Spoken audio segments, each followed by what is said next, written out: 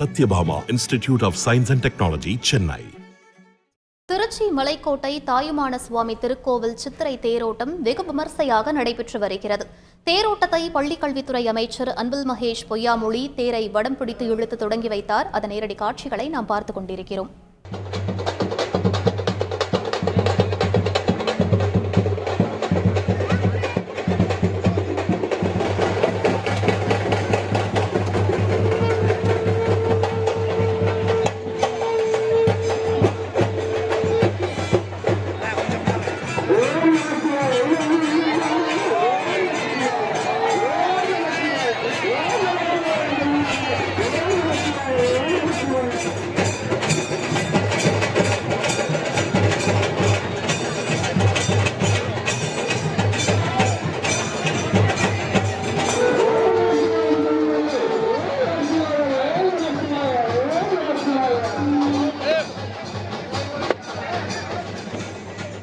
இது பற்றிய கூடுதல் விவரங்களை எமது செய்தியாளர் கார்த்திகேயன் சொல்ல கேட்கலாம். வணக்கம் கார்த்திகேயன், இந்த தேரோட்ட நிகழ்வின் சிறப்புகள் என்ன?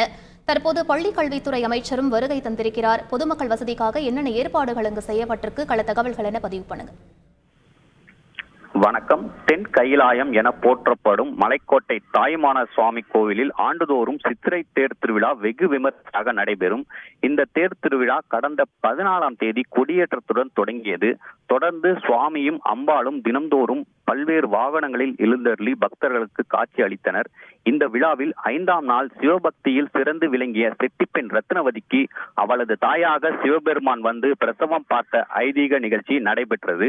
6ஆம் நாள் சுவாமி அம்பாளுக்கு திருக்கல்யாண உற்சவம் வெகு விமர்சையாக நடைபெற்றது. தொடர்ந்து தேர் திருவிழா வெகு விமர்சையாக தற்பொழுது நடைபெற்று வருகிறது. தேர் திருவிழாவை பள்ளிக்கல்வித்துறை அமைச்சர் அன்பில் மகேஷ் பொய்யாமொழி வடம் பிடித்து இழுத்து துவக்கி வைத்தார்.